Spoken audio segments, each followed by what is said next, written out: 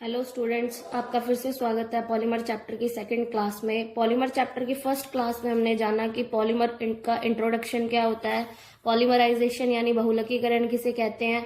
उसके बाद हमने जाना कि डिग्री ऑफ पॉलीमराइजेशन यानी बहुलकीकरण की मात्रा किसे कहते हैं। उसके बाद हमने पॉलीमर्स के कुछ स्ट्रक्चर्स देखी, जैसे एथीन में CH2 डबल बॉन्ड CH2 होता है। जब यहाँ से H हटाकर Cl लगाया जाता है तो बनता है वाइनिल क्लोराइड। जब यहाँ से Cl हटाकर Cn लगाया जाता है तो बनता है वाइनिल साइनाइड या एक्रिलोनाइट्राइल, जिसमें एक्रिलोनाइट्राइल इसका इंपॉर्टेंट नेम था। फिर जब हमने Cn हटाकर C6H5 लगाया तो बन गया स्टाइरीन। फिर जब हमने यहाँ से C6H5 हटाकर CH3 लगाया तो बना प्रोपिलीन। फिर हमने एक और H हटाया और H हटाकर हमने एक और CH3 लगाया तो बन गया आइसोब्यूटाइलिन, जिससे आगे बनता है पॉली आइसोब्यूटाइलिन यानी PIB। अब हम इस CH3 को हटाकर इसकी जगह जोड़ते हैं COOCH3 ग्रुप, तो बनता है मैथिल मैथ एक्रिलेट। उसके बाद हमने क्या किया, एथीन था, एथीन में हमने ये चारों H हटाकर इसकी जगह 4 F लगाए तो बना टेट्राफ्लोरोएथीन, जिससे आगे बनता है PTFE या टेफ्लॉन। फिर अब आगे हम देखेंगे ब्यूटाडाइइन की स्ट्रक्चर्स। तो ब्यूटाडाइइन से आगे 3 स्ट्रक्चर्स बनती है। एक तो होता है 1,3 ब्यूटाडाइइन, फिर इसमें 2 नंबर पे जुड़ जाएगा मैथिल तो बनेगा 2 मैथिल 1,3 ब्यूटाडाइइन। और जब यहाँ से 2 नंबर पे मैथिल की जगह 2 नंबर पर क्लोरो लगाएंगे तो बनेगा 2 क्लोरो 1,3 ब्यूटाडाइइन। इसकी स्ट्रक्चर देखने के लिए हमने क्या देखा, जैसे ब्यूटाडाइइन में हमने 4 कार्बन लिए, 1 नंबर और 3 नंबर पे हमने क्या लगाया, डबल बॉन्ड, तो 1,3 ब्यूटाडाइइन की स्ट्रक्चर्स बन गई। कि अब अगर हम इसमें क्या करेंगे, 2 नंबर पे मैथिल ग्रुप को जोड़ते हैं तो बनेगा हमारा 2 मैथिल 1,3 ब्यूटाडाइइन। और जब इसी के अंदर हम 2 नंबर पर क्लोरो ग्रुप जोड़ देंगे तो यहां पर बनेगा 2 क्लोरो 1,3 ब्यूटाडाइइन। इनसे आगे 3 स्ट्रक्चर्स बनती है, तो तीनों स्ट्रक्चर में बस डिफरेंस इतना ही है कि ये 1,3 ब्यूटाडाइइन होता है और ये 1,3 ब्यूटाडाइइन है, ये 2 मैथिल 1,3 ब्यूटाडाइइन है और ये 2 क्लोरो 1,3 ब्यूटाडाइइन है। इसे हम आइसोप्रीन बोलते हैं और इसे हम आगे बोलते हैं क्लोरोप्रीन। क्लोरोप्रीन बोलते हैं इसके अंदर। अब इसके अंदर वैलेंसी कंप्लीट करेंगे तो CH2 CH CH CH2। यहाँ पे वैलेंसी को हम बाद में ही कंप्लीट करते हैं, क्योंकि अगर हम पहले कंप्लीट कर ले और उसके बाद CH3 लगाएं तो यहाँ से संयोजकता 5 हो जाती है। इसीलिए हमें वैलेंसी को लास्ट में ही क्या करना है, बैलेंस करना है। तो यहाँ पे क्या होगा, CH2, यहाँ आ जाएगा CH और यहाँ पे आ जाएगा CH2। तो ये 3 फॉर्मूले बन गए। अगर हम इनकी स्ट्रक्चर देखें तो ये रही इनकी स्ट्रक्चर, ये रही 1,3 ब्यूटाडाइइन। तो यहाँ हमने करना क्या था, डबल को सिंगल, सिंगल को डबल, किनारों के बंद करने हैं खाली और ब्रैकेट लगाकर पैर में लगाना है N। तो 1,3 ब्यूटाडाइइन से पॉलीब्यूटाडाइइन बनेगा। अब ये देखो आइसोप्रीन, आइसोप्रीन क्या होता है, 2 मैथिल 1,3 ब्यूटाडाइइन। मतलब इसी में हम 2 नंबर पे कौन सा ग्रुप जोड़ देंगे, 2 नंबर पे हम इसके अंदर जोड़ देते हैं मैथिल ग्रुप। ये रहा मैथिल ग्रुप। जब हमने इसमें 2 नंबर पे मैथिल ग्रुप जोड़ा बना 2 मैथिल 1,3 ब्यूटाडाइइन, जिसे हम क्या कहते हैं, आइसोप्रीन कहते हैं। तो इसमें भी मैंने तो बताया था कि हमें सिर्फ जो परिवर्तन करने हैं वो इस चेन में परिवर्तन करने हैं, इसके अलावा हमें और किसी चेन में परिवर्तन नहीं करने। डबल को सिंगल कर देते हैं, सिंगल को डबल कर देते हैं, डबल को फिर सिंगल कर देते हैं, किनारों के बंद खाली कर देते हैं और पैर में लगाते हैं N। अब ये बनता है पॉलीआइसोप्रीन। तो पॉलीआइसोप्रीन के आगे 2 स्ट्रक्चर्स बनती है, एक होती है समपक्ष और एक होती है विपक्ष। अब समपक्ष और विपक्ष क्या चीज है, माना कोई एल्कीन है C डबल बॉन्ड C, इसके साथ 2 ग्रुप जुड़े हुए हैं A और B, और इसके साथ भी 2 ग्रुप जुड़े हुए हैं A और B। अगर ये समान समूह A की दिशा में पाए जाते हैं, ये B समान समूह है, ये A की दिशा में नीचे की तरफ पाए जाते हैं, तो इसे तो बोला जाता है समपक्ष। और वही अगर इसके अंदर हम क्या करें, इसके अंदर हम अगर A और B को क्या कर ले, एक दूसरे की विपरीत दिशा में ले ले, और यहाँ पर भी हम क्या करें, इसको विपरीत दिशा में ले ले, तो ये क्या बन जाता है, विपक्ष बन जाता है। ये B एक दूसरे के विपरीत है और ये A एक दूसरे के विपरीत है। तो इसके जब 2 रूप बनते हैं पॉलीआइसोप्रीन के, एक तो बनता है समपक्ष रूप और एक बनता है विपक्ष रूप। तो समपक्ष रूप से बनती है प्राकृतिक रबड़, नेचुरल रबड़, सिस फॉर्म बोलते हैं इसको, और विपक्ष रूप से बनता है गट्टा पारचा। गट्टा पारचा को आप नॉर्मली एक ब्लैक कलर की लुगदी का सा पदार्थ होता है। इसको आप नेट पे गट्टा पारचा लिख के सर्च कर सकते हैं तो आपको इसकी फोटो दिख जाएगी। अब मैंने क्या बताया था कि अगर यहाँ 2 नंबर पे मैथिल की जगह 2 नंबर पे हम क्लोरो जोड़ दे तो 2 नंबर पे क्लोरो जोड़ने से क्या होता है, क्लोरोप्रीन बनता है। क्लोरोप्रीन से आगे क्या बनेगा, क्लोरोप्रीन से आगे बनेगा पॉलीक्लोरोप्रीन, और पॉलीक्लोरोप्रीन को बोला जाता है नियोप्रीन। तो पॉलीक्लोरोप्रीन ही नियोप्रीन है। तो हमने क्या किया, डबल को सिंगल, सिंगल को कर दिया डबल, डबल को क्या कर दिया सिंगल, किनारों के बंध हमने क्या कर दिए खाली। और इस चेन में मैंने बताया था कोई भी परिवर्तन नहीं करना, तो ये कोई परिवर्तन नहीं किया। अब ये तो थी सारी एक ही टाइप की एकलक इकाइयां यूज, यानी एक ही टाइप के मोनोमर्स यूज किए जा रहे थे और उनसे पॉलीमर बनाए जा रहे थे। अब हम एक से ज्यादा टाइप के एकलक इकाइयां यूज करेंगे। हम फर्स्ट ऑफ ऑल बनाएंगे ब्यूना एस। ब्यूना एस को SBRB कहा जाता है, जहां S for styrene, B for butadiene और R फॉर रबड़। यानी इसके अंदर 2 मोनोमर्स, 2 एकलक इकाइयां होती है। एक तो होता है स्टाइरीन और एक क्या होता है 1,3-ब्यूटाडाइइन। तो 1,3-ब्यूटाडाइइन की स्ट्रक्चर हम लोगों को पता ही है, 4 कार्बन, 1 नंबर और 3 नंबर पे हमें क्या लगाना है, डबल बॉन्ड, और हमें इसकी वैलेंसी कंप्लीट कर देनी है। तो ये बन गया 1,3-ब्यूटाडाइइन। और अगर आपको याद होगा तो स्टाइरीन में मैंने क्या बताया था कि H हटा, वहां पर क्या लगाया जाता है C6H5 लगाया जाता है। तो ये हमारा स्टाइरीन है।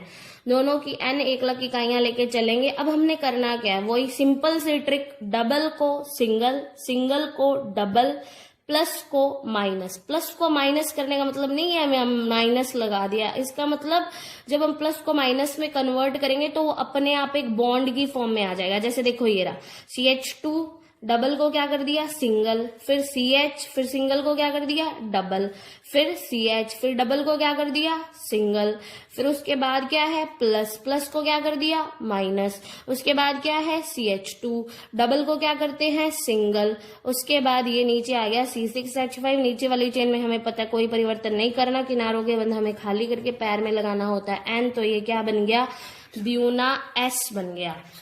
एक बार दोबारा देख ले, 1,3-ब्यूटाडाइइन के अंदर हमने क्या किया, 4 कार्बन लिए, 1 और 3 नंबर पे हमने क्या लगाया, डबल बॉन्ड लगाकर हमने जब स्ट्रक्चर बनाई तो बना 1,3-ब्यूटाडाइइन। स्टाइरीन में क्या होता है, यहाँ पे C6H5 होता है। तो हम क्या करेंगे, डबल को सिंगल, सिंगल को डबल, डबल को सिंगल, प्लस को माइनस, डबल को सिंगल, कॉर्नर के बॉन्ड्स फ्री, और क्या लगा देना है पैर में N। तो ये हमारा क्या बन गया, ब्यूना S। नेक्स्ट है ब्यूना N। ब्यूना N के अंदर क्या होता है, बस सिर्फ इतना डिफरेंस है, यहाँ होता है N फॉर नाइट्राइल, यानी यहाँ एक्रिलोनाइट्राइल लिया जाता है। उसके अंदर क्या था, बस यहाँ पर इस जगह पर C6H5 था, और अगर वहां से मैं C6H5 हटाकर यहाँ क्या लगा दूं, CN लगा दूं, तो वो ब्यूना S से ब्यूना N में कन्वर्ट हो जाएगा। सिर्फ इतना ही डिफरेंस है। ब्यूना N को क्या बोला जाता है, NBR, जहाँ N का मतलब क्या होता है नाइट्राइल, यानी हमें इसमें एक्रिलोनाइट्राइल यूज करना है। B4 क्या होता है ब्यूटाडाइइन, और R4 क्या होता है रबड़। तो वही हमने 1,3-ब्यूटाडाइइन ले लिया, एक्रिलोनाइट्राइल ले लिया। वही डबल को क्या करना है, सिंगल, सिंगल को डबल, डबल को सिंगल, प्लस को माइनस, डबल को सिंगल, कॉर्नर के बॉन्ड्स क्या करने हैं खाली, और क्या लगाना है N। आप लोगों को दोबारा बता दूं कि ये माइनस नहीं है, ये बॉन्ड है। बस याद रखने का तरीका है कि हम प्लस को माइनस कर देंगे, ठीक है। तो ये हमारा हो गया एक्रिलोनाइट्राइल। नेक्स्ट है ABS। ABS क्या होता है, A4 होगा यहाँ एक्रिलोनाइट्राइल, B4 क्या होगा ब्यूटाडाइइन, और S4 क्या होगा स्टाइरीन। यानी इसमें तीनों होते हैं, एक्रिलोनाइट्राइल भी होता है, 1,3-ब्यूटाडाइइन भी होता है, और स्टाइरीन भी होता है। अब हमें इसकी स्ट्रक्चर नहीं याद करनी, हमें सिर्फ इसमें याद रखना है कि कौन सा कितना परसेंट है। तो B4 20, यानी कि ब्यूटाडाइइन 20% है, 20% है। अब अगर मैं देखूं S को, तो S की स्ट्रक्चर मैथ में 5 की तरह होती है, इसका मतलब मुझे यहाँ इसके 50% लेके चलने हैं। तो टोटल 100 में से 50 + 20 कितने हो गए, 70, बचा कितना 30, तो एक्रिलोनाइट्राइल 30% होगा। इस तरीके से आप इसको सिंपली याद रख सकते हैं। तो ये थी हमारी सारे पॉलीमर, सिंपल पॉलीमर, जिसमें अब तक कुछ भी निकल नहीं रहा था, कोई भी ग्रुप नहीं निकलता, सिर्फ और सिर्फ बॉन्ड्स चेंज होते हैं और आपस में जुड़ जाते हैं। बट उन पॉलीमर्स के बारे में पढ़ेंगे जिसके अंदर जब 2 मोनोमर्स आपस में जुड़ते हैं तो उसके अंदर कुछ ना कुछ छोटे छोटे मॉलिक्यूल्स बाहर भी निकलते हैं, जैसे नाइलॉन 6-6। तो सबसे पहले 6-6 का मतलब क्या है, यहाँ 6-6 का मतलब यह है कि जो तुम्हारा पहला मोनोमर होगा, यानी एकलक इकाई होगी, उसमें भी 6 कार्बन है, और जो तुम्हारा दूसरा मोनोमर यानी दूसरी एकलक इकाई है उसमें भी 6 कार्बन है। तो यहाँ 6 नंबर ऑफ कार्बन को रिप्रेजेंट करते हैं। हमें ये याद रखना है कि जितने भी नायलॉन है वो सब पॉलीएमाइड होते हैं। पॉलीएमाइड का मतलब क्या है कि इसमें ये वाला जो बॉन्ड है C double bond O NH bond है वो बार बार रिपीट होता है। इस बंध को बोला जाता है अमाइड बंध, और चूंकि इसमें N टाइम्स इस बॉन्ड का रिपीटेशन होता है, पुनरावृत्ति होती है, इसीलिए इसे पॉलीएमाइड के नाम से भी जाना जाता है। फर्स्ट मोनोमर इसका क्या है, हेक्सामेथिलीन डाईएमीन, और दूसरा क्या है, एडिपिक एसिड। तो हेक्सा यानी 6 और मैथिलीन यानी CH2, मतलब हमें CH2 कितने लेने हैं, 6, तो मैंने 6 ले लिए। डाई यानी 2 और एमीन यानी NH2, यानी मुझे इसमें 2 NH2 लेने हैं, तो एक NH2 मैं इधर ले लूंगी और एक NH2 मैं इधर ले लूंगी, तो ये हमारा बन गया हेक्सामेथिलीन डाईएमीन। एडिपिक एसिड का फॉर्मूला अगर हमें याद नहीं है तो हमें पता है कि इसके अंदर दूसरी एकलक इकाई में कितने कार्बन है, 6, तो मैं 6 कार्बन बना लूंगी। इस तरीके से मैंने 6 कार्बन बना लिया। अब एसिड, एसिड क्या होता है, अम्ल क्या होता है, COOH, तो मुझे दोनों कोनों पर COOH लगाने हैं, तो दोनों कोनों पर मैंने COOH लगा दिए। अब मैं इसकी वैलेंसी कंप्लीट कर दूंगी तो ये अपने आप एडिपिक एसिड का फॉर्मूला बन जाएगा। हमें दोनों की कितनी N एकलक इकाइयां, N मोनोमर्स लेके चलने हैं। अब यहाँ से करना क्या है, हमें यहाँ से निकालना H और यहाँ से क्या निकालना है, OH।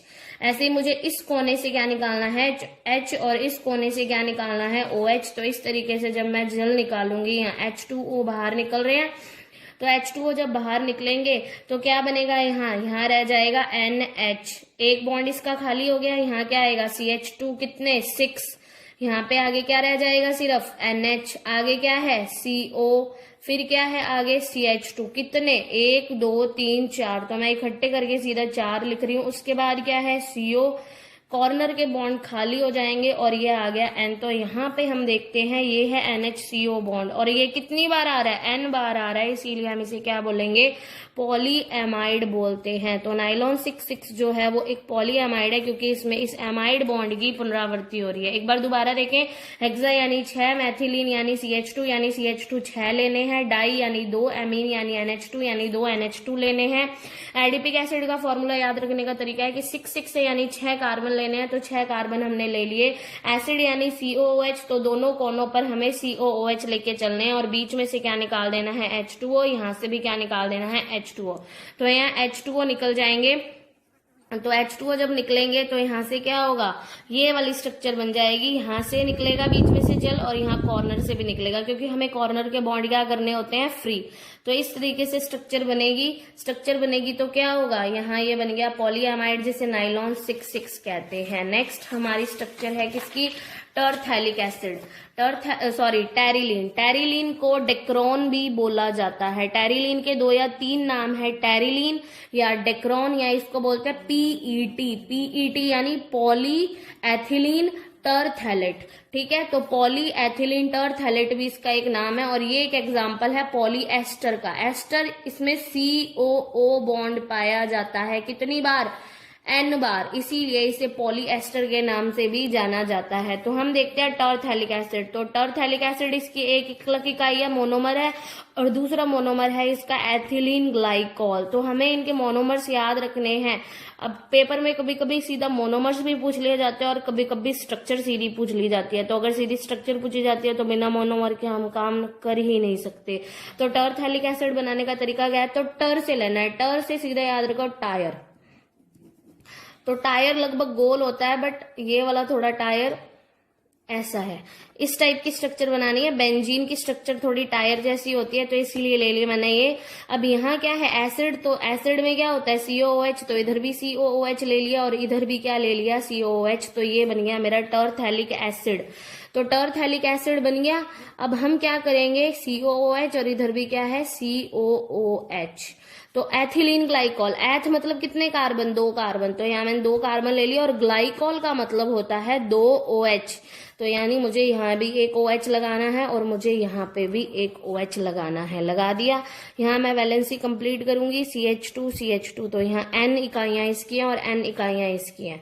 तो अगर हम ध्यान से देखें तो हम क्या देखते हैं कि ये 2 एकलक इकाइयां ले ली, अब बीच में से हमें वही जल निकालना है। तो ये याद रखना कि यहाँ COOH और यहाँ OH है, तो मुझे यहाँ से अल्कोहल से क्या निकालना है, H, और एसिड से क्या निकालना है, OH। तो मैं यहां से ऐसे जल निकालूंगी, ऐसे इस अल्कोहल से मैं क्या निकालूंगी, H, और इस एसिड से मैं क्या निकालूंगी, OH। तो इस तरीके से हम यहाँ जल निकालेंगे।